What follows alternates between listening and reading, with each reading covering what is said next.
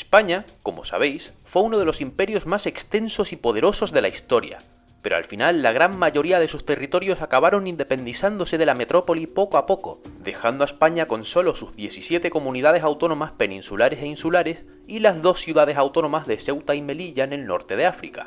Seguramente muchos de vosotros sabéis que México, Colombia, Argentina y muchos más estuvieron bajo la corona española. Paréntesis, a estos anteriores no se les puede llamar colonias, fueron reinos propios, los reinos de Indias, pero que estuvieron siempre bajo la corona hispánica, los virreinatos de Nueva España, del Perú, Nueva Granada y del Río de la Plata. Fue un sistema particular que no se puede comparar con cualquier otro sistema colonial. Ahora, territorios más pequeños o colonizados mucho más tarde, como Guinea Ecuatorial por ejemplo, sí fueron colonias. Fin del paréntesis. Pero ¿sabíais que hay otros territorios de los que no se habla tanto y que han sido tristemente reducidos a tan solo notas a pie de página en los libros de historia?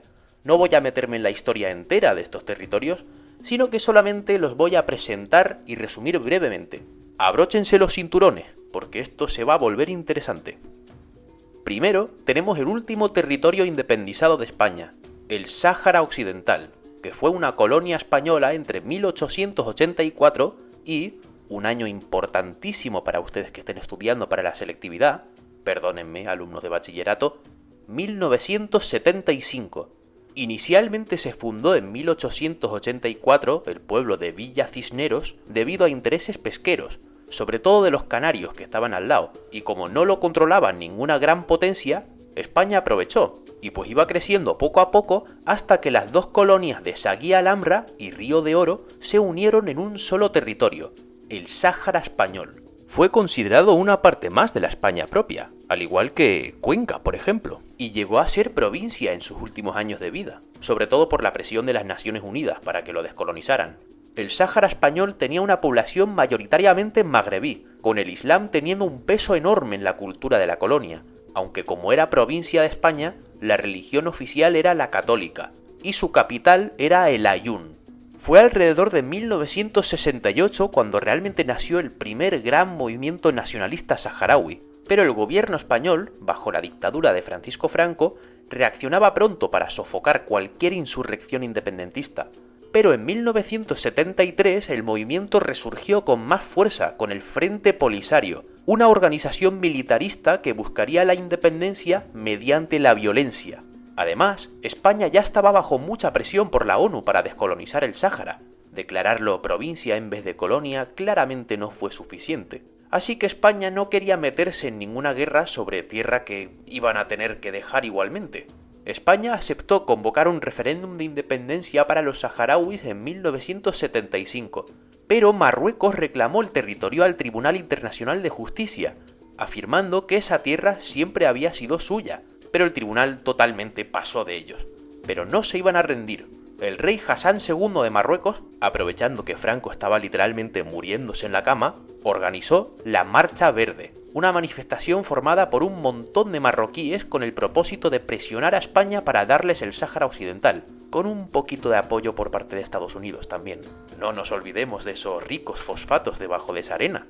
España no hizo nada para resistir la Marcha Verde, pero el Frente Polisario sí que resistió, y empezó un largo conflicto entre los dos. El gobierno español, apresurado, convocó el Acuerdo de Madrid con Marruecos y Mauritania, acordando que España se retiraría del Sáhara y que la región la compartirían Marruecos y Mauritania. Pero esto no agradó para nada al Frente Polisario. Hoy en día es un territorio disputado y sin reconocimiento total por las Naciones Unidas. La mayoría de la región está controlada de facto por Marruecos, mientras que un pequeño sector está controlado por la República Árabe Saharaui Democrática, un estado con reconocimiento limitado. El siguiente territorio poco conocido que presentaremos es Guinea Ecuatorial, que entre 1778 y 1968 se trataba de un conjunto de colonias insulares y uno continental que juntos se llamaban los Territorios Españoles del Golfo de Guinea. Inicialmente era solo la isla de Fernando Po, una colonia que empezó siendo portuguesa pero que luego pasó a manos españolas en el siglo XVIII y que luego fue disputada durante un par de años entre estos y los ingleses. Se incorporó propiamente a España, de forma oficial, 100%, tras las expediciones del explorador vasco Manuel Iradier, que viajó a la región continental de Río Muni y ayudó a colonizarla. La capital de Guinea Española era Santa Isabel, la actual ciudad de Malabo. La división de las clases sociales guineanas estaba profundamente basada en el racismo. La mayoría de la población bantú nativa no podía poseer propiedades y fueron prácticamente esclavos, sometidos al trabajo forzoso. Por otro lado, un pequeño porcentaje de la población negra se había adaptado a la cultura blanca peninsular, compartiendo su vestimenta, sus costumbres e incluso su educación cristiana. Estos se conocían como emancipados. Y sí podían tener propiedades, y hasta podían ir a los mismos sitios que la élite blanca. La clase social más alta eran los blancos peninsulares, la pequeña minoría gobernante que emigró desde España para ocupar importantes cargos en la colonia.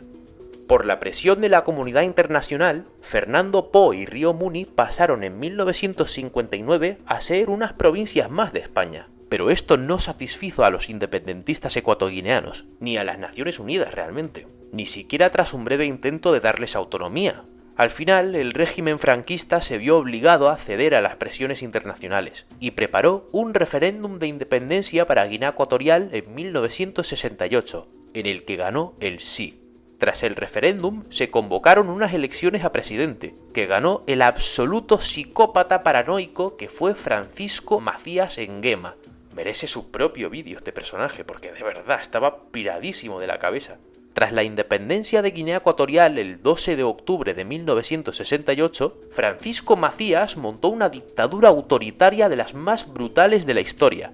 Un régimen que perseguía a los intelectuales, alimentaba a tiburones con los restos de sus enemigos y que proyectaba a Macías literalmente como un dios. Igual que un villano de dibujos animados, ¿eh? Hoy en día, el país lo lleva su sobrino, Teodoro Obiang, que lleva en el poder desde 1979 tras haber derrocado a su tío en un golpe de estado. Pasaremos ahora al territorio de Nootka. A lo mejor no te suene de nada, porque claro, ese nombre se ha extinguido, pero lo que comprendió geográficamente lo conocerás bastante bien. Su capital, Santa Cruz de Nuca, estaba en la isla de Vancouver, en la actual Columbia Británica, y se extendía el territorio incluso hasta los actuales estados de Washington y Oregón. Es fascinante, lo que se conoce tan famosamente como Columbia Británica fue española durante un par de años en el siglo XVIII. Juan José Pérez Hernández fue el primer europeo en explorar la actual Columbia Británica en 1774 y más tarde en 1789 el oficial naval Esteban José Martínez levantó allí el fuerte de San Miguel y el pequeño asentamiento al lado de Santa Cruz de Nuca, con el objetivo de conquistar todo el noroeste del continente hasta Alaska. Así se estableció el territorio de Nootka, que quedaría bajo el control del Virreinato de Nueva España. Sin embargo, esta ocupación duraría poco, y en 1795 se retiraron los españoles de la isla de Vancouver. Hoy en día, por desgracia, apenas quedan huellas de su presencia en la isla. El cuarto territorio que trataremos es Guam, que estuvo bajo el control de España hasta 1898, cuando la isla fue cedida a Estados Unidos junto a Filipinas después de la Guerra Hispano-Estadounidense, contribuyendo su pérdida a la crisis del 98, que tanto afectó la moral de España durante los primeros años del siglo XX. La capital de Guam era Agaña y formaba parte de la Capitanía General de Filipinas. La descubrió Fernando de Magallanes en su famoso viaje y luego fue propiamente colonizada en 1668, siendo española desde entonces hasta su pérdida en 1898, siendo hoy en día un territorio no incorporado de Estados Unidos. Curiosamente, el idioma malayo-polinesio de Guam, el chamorro, tiene rasgos muy parecidos al español, y es evidencia del efecto que tuvo la ocupación española de la isla sobre la cultura nativa. Por ejemplo, saludos es saludo, buenos días es buenas días y amigo es amigu. Por último, tenemos las islas de Micronesia, Mapia, Rongerik y Kapingamarangi. Realmente solo son un par de islotes y atolones muy poco poblados. Después de ser olvidadas durante años, se volvió a hablar de estas islas en los años 40, pensando que, como España nunca las renunció en el Tratado Germano-Español de 1899, A lo mejor el régimen franquista podía reclamarlas. Sin embargo, el país estaba recién salido de una guerra civil, y lo que menos quería Franco en ese momento era formar enemigos sobre unos atolones que estaban a tomar por culo. Resurgió el mismo tema en los medios hace poco, llegando a debatirse brevemente en el Congreso. Pero de nuevo, el gobierno español rechazó cualquier tipo de reclamación territorial. Hoy en día apenas están poblados, y muchos de ellos ya están debajo del mar, como tesoros olvidados de un rico pasado, como los secretos menos conocidos del imperio donde nunca se ponía el sol.